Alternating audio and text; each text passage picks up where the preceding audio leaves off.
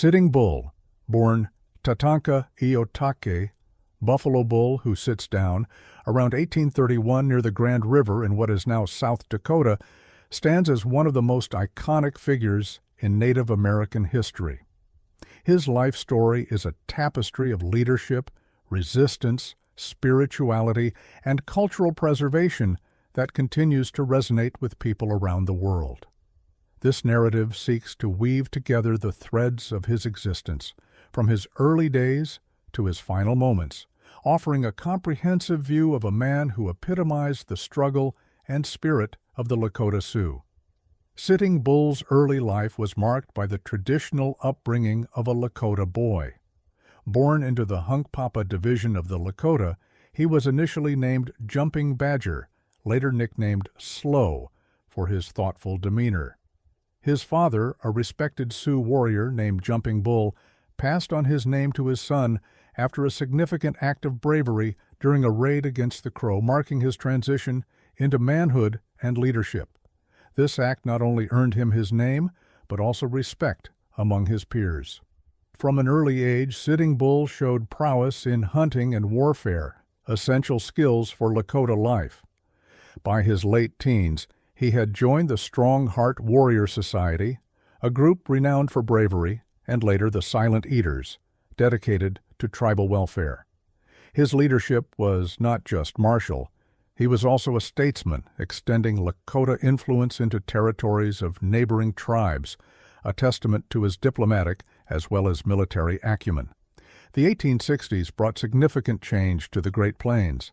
The discovery of gold in the Black Hills in 1874, a region sacred to the Lakota and protected by the Treaty of Fort Laramie, 1868, led to an invasion by white prospectors, directly violating the treaty.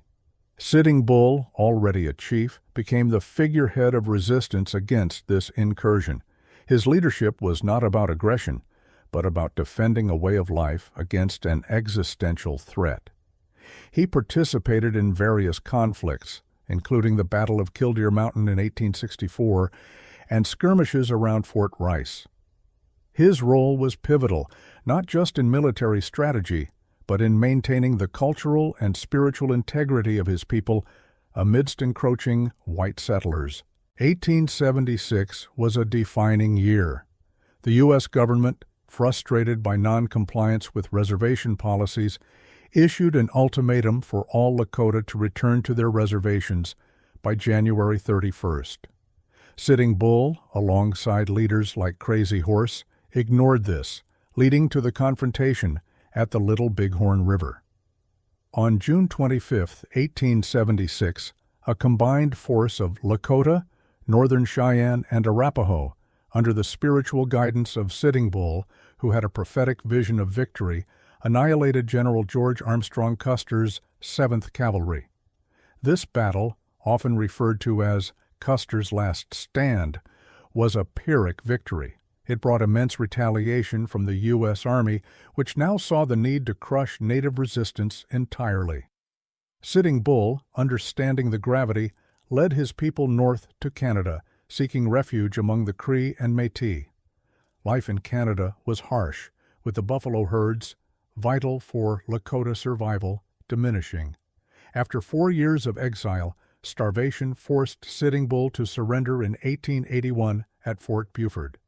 His return was not to freedom, but to confinement at Fort Randall, where he was seen more as a prisoner of war than a leader.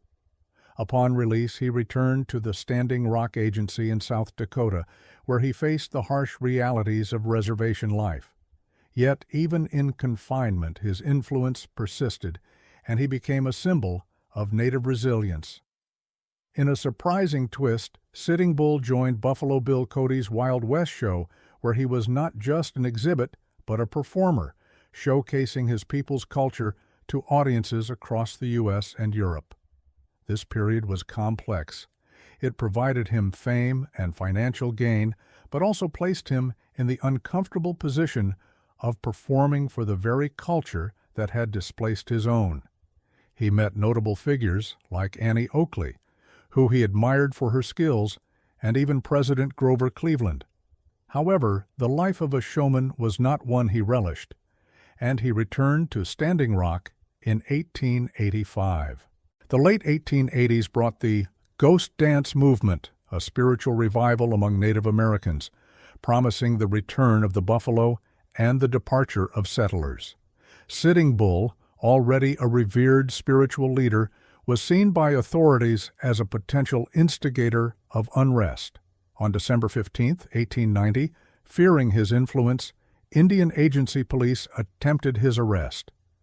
In the ensuing chaos, Sitting Bull was killed, a martyr to many, just weeks before the Wounded Knee Massacre, which marked the end of significant armed resistance by the Sioux.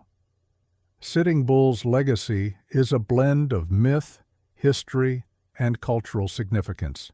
He was not just a warrior, but a statesman, a spiritual leader who fought for the survival of his people's way of life.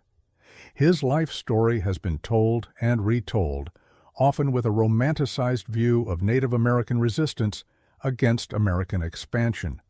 Today, he is commemorated in various ways. His image on stamps, statues, and in films. His grave near Mobridge, South Dakota, is a site of pilgrimage, and his name graces schools and cultural centers. His influence goes beyond his immediate tribe, inspiring movements for Native American rights and cultural preservation. Sitting Bull's life is a poignant narrative of resistance, cultural preservation, and the tragic consequences of colonial expansion. His story is not just one of conflict, but of a profound spiritual and cultural journey, reflecting the broader history of Native American interaction with the United States. Through his leadership, Sitting Bull left an indelible mark on history, symbolizing the resilience and enduring spirit of indigenous peoples. His life, a blend of warfare, diplomacy, and spiritual guidance, continues to teach us about the complexities of cultural survival, identity, and the human spirit's tenacity in the face of overwhelming change.